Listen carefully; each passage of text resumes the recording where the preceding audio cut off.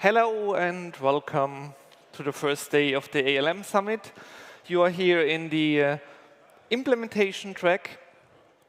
My name is Frank Kühn. I'm the Chief Product Owner of the implementation part, and I will talk in the next half an hour about past, present, and future of SAP Cloud ALM.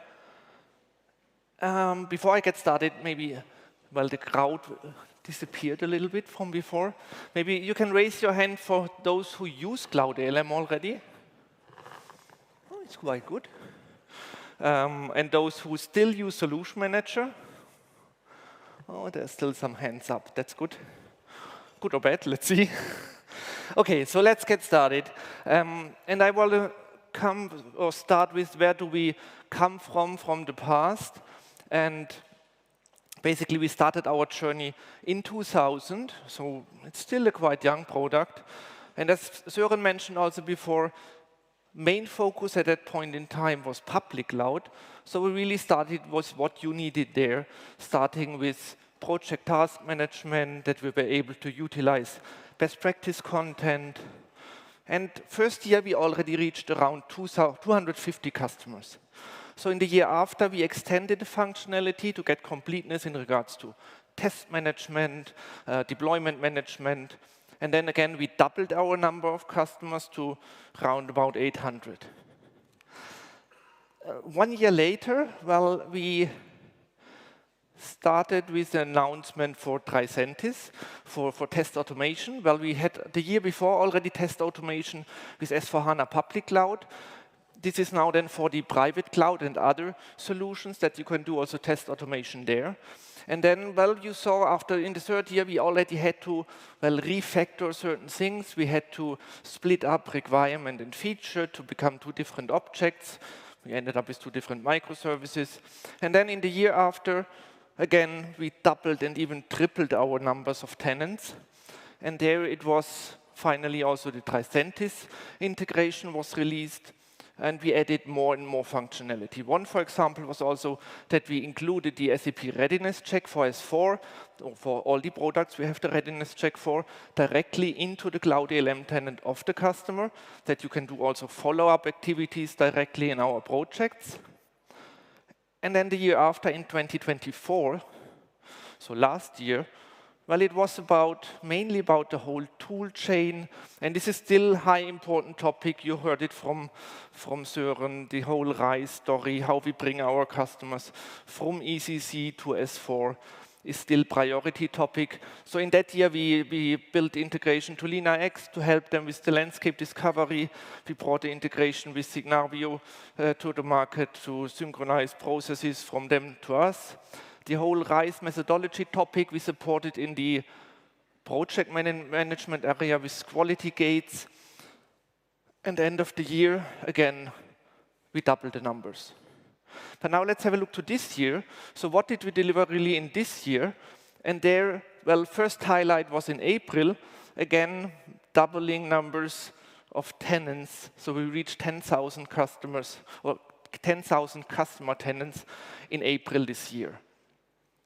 Now having a look to, and I picked just some highlights out. It's too much what we delivered altogether to show you everything. So in the area of project task management, we provided guided implementation, which is basically a simplified UI to guide users who don't want to be overwhelmed with the task management application, to give them really a guided view. Then in the area of RISE methodology, with the quality gates we provided then automation to integrate with our service delivery guys, that you can trigger the service after a quality gate is completed, and the results we get pushed back directly into the project of the customer tenant. We added a lot of project collaboration features like commenting functionality. In there you can do add mention to notify someone. And recently, a few weeks ago, we introduced risk management in project and task management, so that we have now the risk object, and over the next weeks and months, we will extend it with a proper reporting to complete that part. Then, in the area of change deployment management. As Valeria mentioned in the keynote, we brought a lot there. Come with the schedule, deployment scheduler. We, according to our API first, we delivered a feature API. We also, like for the requirement, we provided an integration into workflow that you can use BTP workflow management in order to extend the standard feature workflow. And then also a big milestone was that you can now execute transport checks from within Cloud ALM and also then feature defect relation to handle better the defects. Well, in the area of documentation, we brought document templates. We extended our libraries to have now all libraries you need, basically application, configuration, development library. Well, that's all we needed basically to provide you the selective data transfer tooling that for those customers who are on Solution Manager can now really transfer the data from Solution Manager into Cloud ALM. And by the way, after this session, there is also a hands-on session where you can use or really get hands-on this tooling in order to use that. And again, following our API first strategy, we provided process hierarchy API. In testing, also happened a lot with test plan copy. We provided mass upload functionality for test cases, which was a pain before with single upload of test cases, test sequencing, and in Q4, there is a lot on the roadmap which the guys will deliver there. And to round that up, we also delivered begin of this year for the RISE methodology stream, the RISE methodology dashboard, which basically is there to show our customers the benefit they get with RISE. So the colleagues started simple with an operations, with a system view, added then later in Q2 operation view, and basically set the baseline of the data lake they need below in order to feed that. So there is more coming up over the next year. Well, we delivered a lot, but delivering features is not everything. We also need to see, are these features then really used? And Søren also showed some numbers, extending that a little bit more to the implementation area. 90,000 test runs per month, 30,000 defects per month that we handle in Cloud ALM, or 18,000 features created per month. So we have adoption. We need to carefully look at adoption to get more. But now, okay, adoption numbers is not all. Let's also have experience from one of our customers telling you how they use Cloud ALM in their journey to RISE. And let me welcome Dirk Wagener on stage to present from Okema how they are using Cloud ALM. Thanks. Thanks, Frank. So I think in Frank's presentation, we already nicely saw the journey of Cloud ALM throughout the time. And I now try to put this into perspective and show you our personal journey as Okema with Cloud ALM. But first, let me maybe start with who is Okema, because most of you probably never heard about Okema before.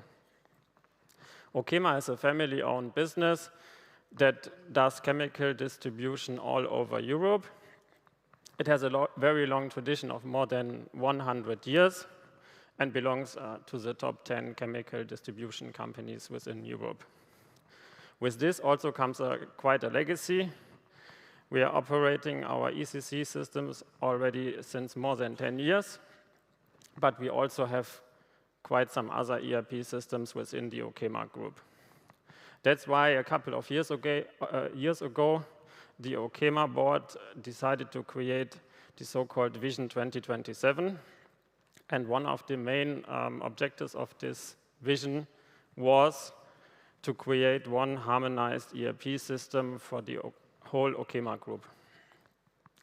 After some exploring, we decided to go for a greenfield template project of S/4HANA Cloud Private Edition. So we are a RISE customer.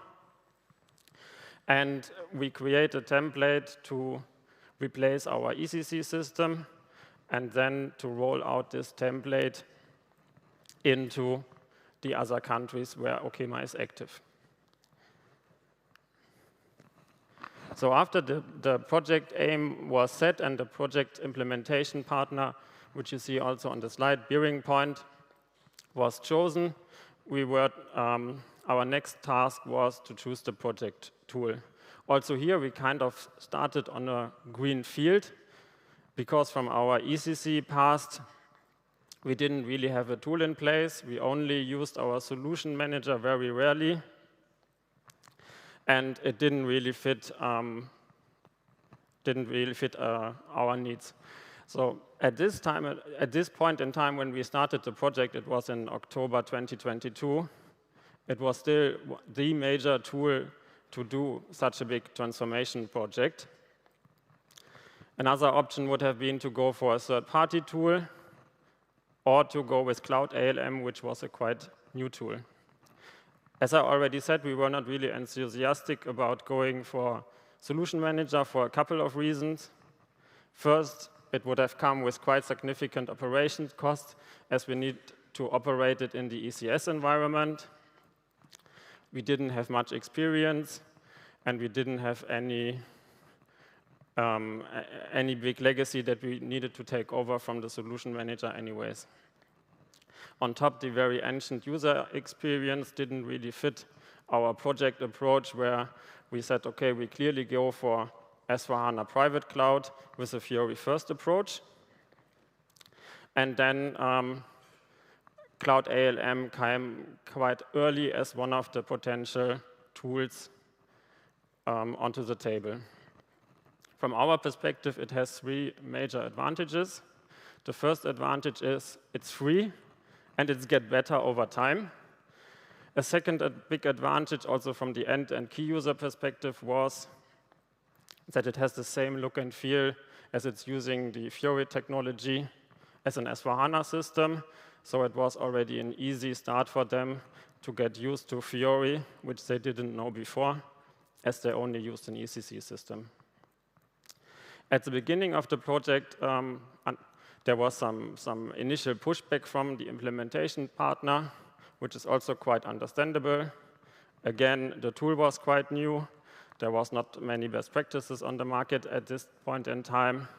And of course, they already had their own tool and methodology approach. But for us as OKEMA, it was quite important to choose a tool that we not only use for the project, but that we can use over the whole S/4HANA life cycle. And that's why at the end, the decision was made to choose Cloud ALM as a project tool.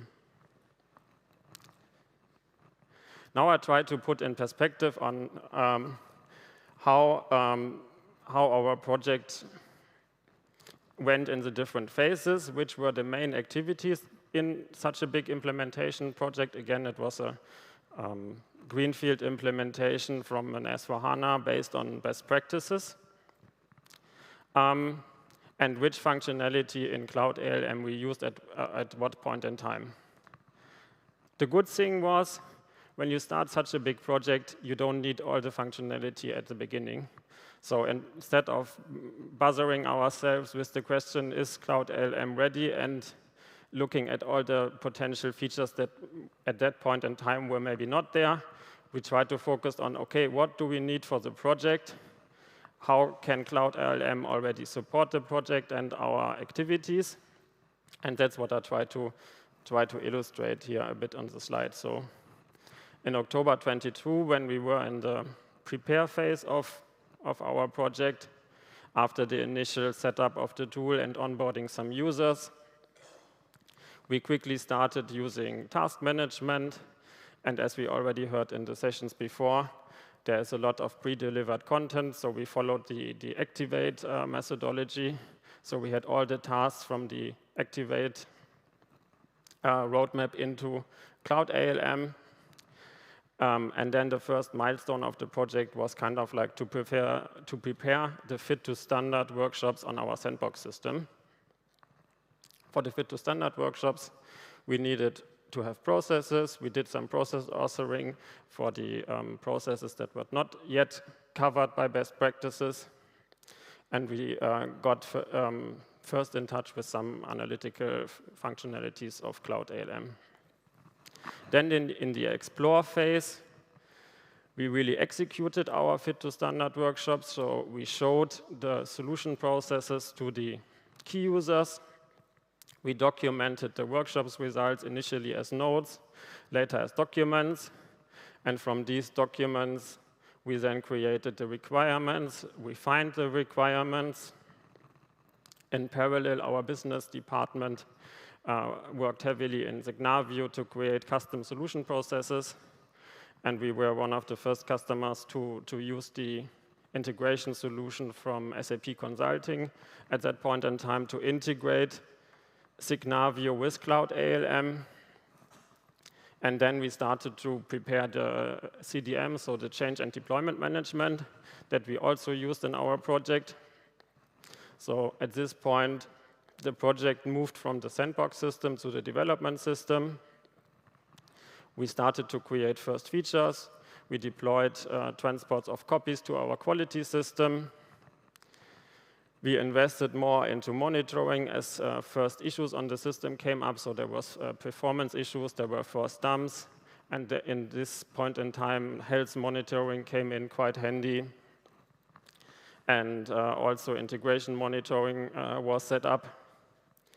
And then through the different steps of the projects, we eventually managed to deploy 400 features to production. We managed our cut-over activities. We managed the productive data migration. And since May this year, we are live with the first 3 pilot countries and kind of like switched from a project mode to a run or continuous improvement mode. And here we already heard in the session earlier that this year a new object like the fix will come up. But also here we were already able, with a bit of creativity and some workarounds, to have a running S4 process and to use the change and deployment management to regularly deploy to production, to improve the system by gathering new requirements, and to manage bugs that we have. And we were also one of the motivators for the new relationship that Frank just mentioned earlier between the defect and the feature. And if you want to learn a bit more on how our journey looked in detail and what the major challenges were that we faced in our project with Cloud ALM, then I can invite you to our session in the afternoon at 2:45, where we have a more detailed look at how OKEMA managed the transformation project with Cloud ALM. Now back to Frank. Thank you. Thanks very much for this overview of how you used Cloud ALM already starting in early stage. And we got a lot of feedback from this customer. For all other customers, we just to mention again, we have our customer influence program. So if you have feedback to us of what you want to get from partner customers, we have our customer influence program where you can submit your requests. Then community is voting. Everything that's above 20 votes is definitely checked by our product management team. And then they will check if it's according to our strategy. Yes, then we really blend that in. And you see here also the number. We delivered 73 of these customer influence requests in the last 12 months. So quite good numbers, I would say. But now let's have a look. How do we bring the implementation part to the next level? And I put in that part here together the highlights or the big topics we are working on during next year. And the first one is really bringing it from project to solution. So currently, all the objects are bound to the project itself. We have test cases, documentation, processes, all are assigned to the project. But now think about doing an upgrade. You want to reuse test cases, or you want to do a bigger template rollouts where you want to reuse all these things. So we need to get that independent of the project. In addition, we get also input from our SAP Rise with SAP methodology colleagues that they want to be able to handle bigger programs where S4 is in, SuccessFactors, Ariba. So we need to have then also on top kind of program where we orchestrate projects. And as Sören also mentioned, we want to make it the execution platform for the transformation, which also means we want to shift left a little bit to get then also input from the digital discovery assessment, where in the pre-sales phase, customer is defining what scope items, what capabilities, and out of that, which products they buy. So this we all take into a central scope as input, and then you can basically plan your programs, projects, maybe some stuff is not getting implemented in the first iteration and you will still have some scope backlog then there. But with that you can better handle these whole bigger programs, projects. Now, what's needed in addition here? So this is basically what you see here with planning, design, implement, document, and then implement and enhance the whole processes. That's basically the ALM life cycle. So in order to get that, we need to have also a life cycle concept that you, again, will have, well, not branches, we will call it stages, but you definitely will need to have a view on what is currently productive, what is currently going on in your projects, and then also something on what you are currently designing. So we need to get that into Cloud ALM again. And in addition, with the life cycle, we will also get the need for versioning once again. And there we are starting first front runner for versioning is the documentation. So this whole concept is affecting all microservices in the implementation part. So it's really a huge thing. It's heavy concept work currently ongoing that we really make that also look and feel in all the different services really the same. So that's one of the biggest topics we are working on during next year. Other thing we got as feedback, and in particular the bigger the projects get, the more you have the need to have a more fine granular authorization concept. So currently we have these authorization scopes on field and action level. We bundle it in role templates and then we deliver role collections. So the idea here is that we deliver on the one hand side more role collections for the different areas, but also with more fine granular role templates that the customer can build their own role collections according to their needs. So that's something that will come then over the next year for the different capabilities we have in the implementation part to help with that. But thinking one step further, it also means, well, we need to make that project dependent, because it might be that one user is in the one project just a tester, while in the other he's developer. So you need to be able to separate that also by authorization. Now let's have a short look to regulated industries.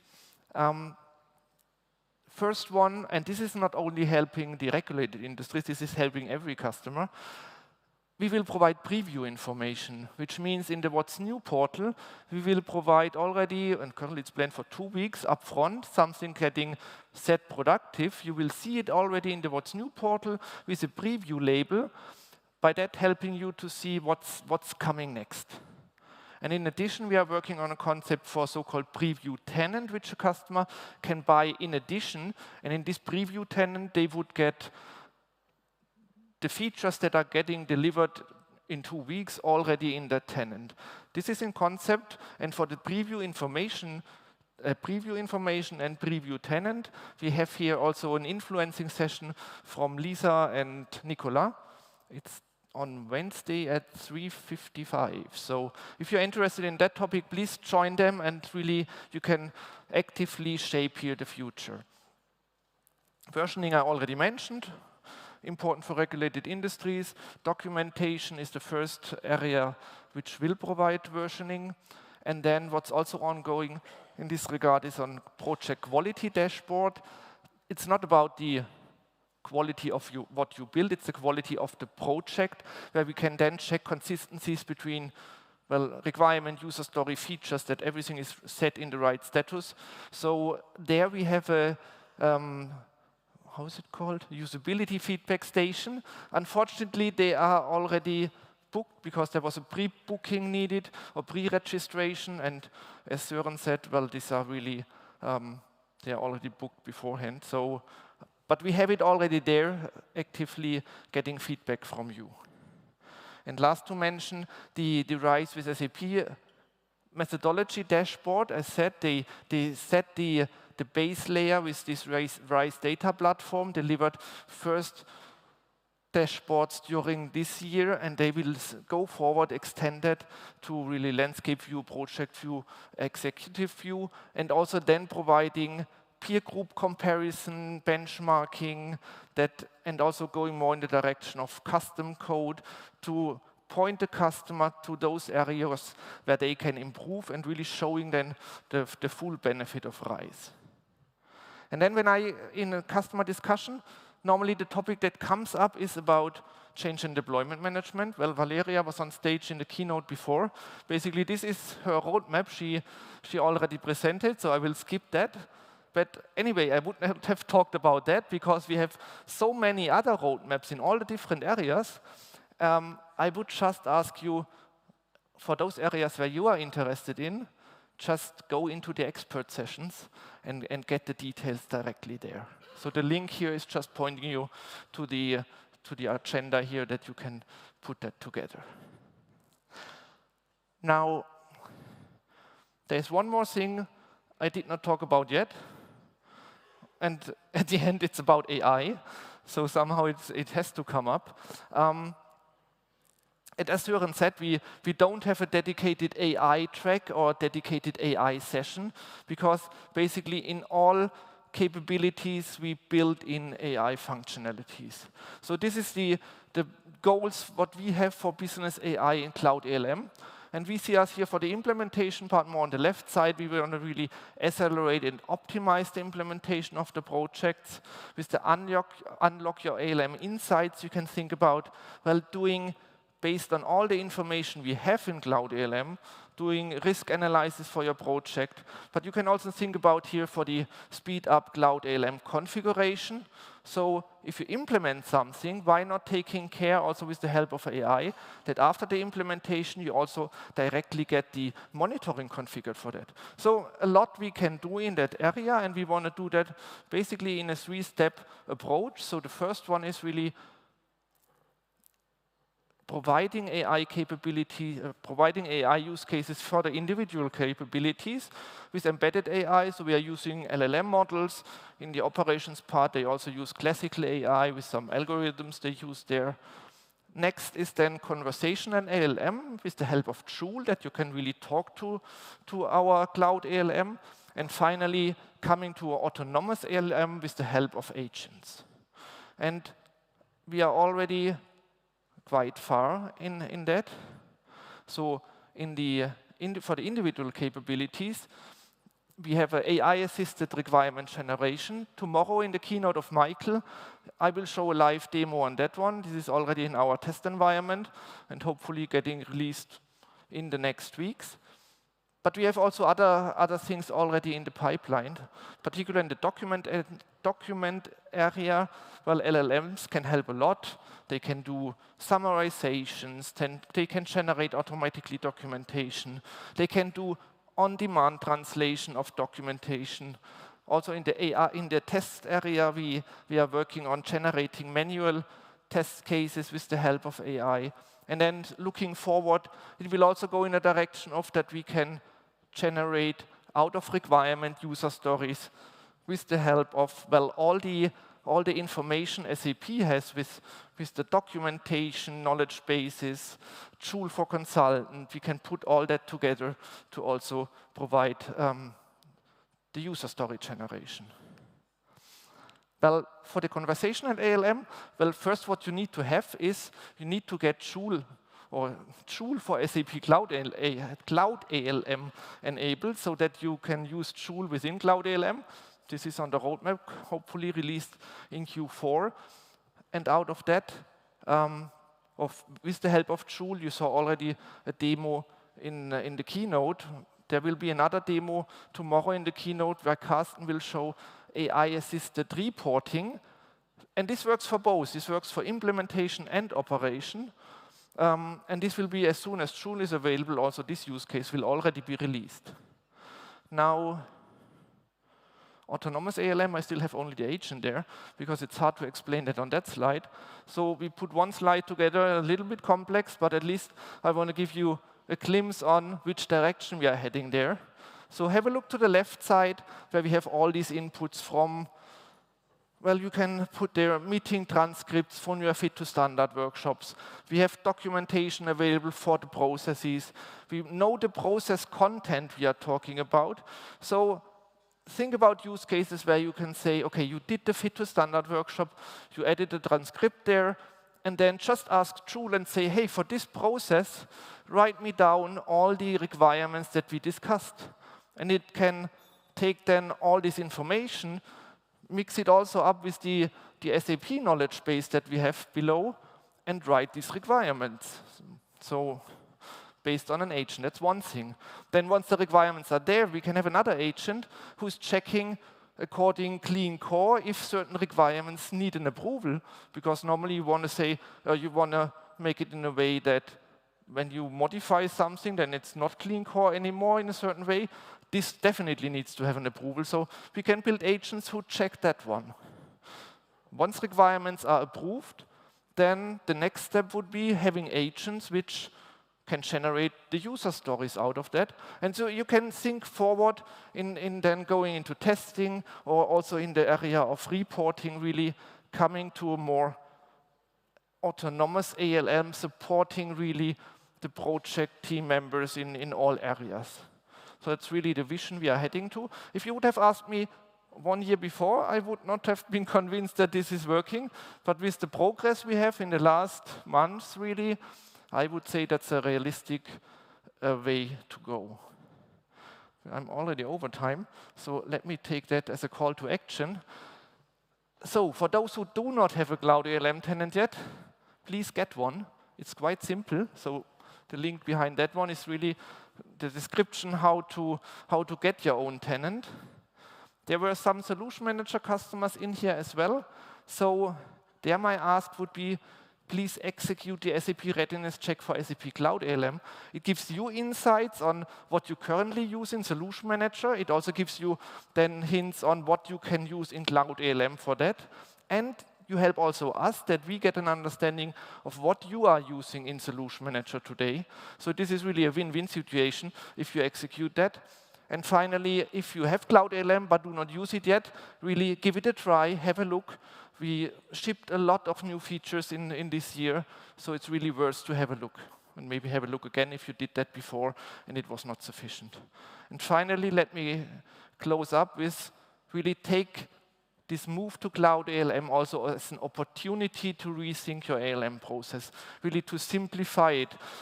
If you were a Solution Manager customer with the ALM process growing over the last 10 to 20 years, well, we have the experience, it's quite complex. And a good example here is really our regulated customers. So they really take it as an opportunity and rethink to simplify all their regulated processes there. And we are here really making good progress, thanks to Lisa, that we already have regulated customers using Cloud ALM. Well said that.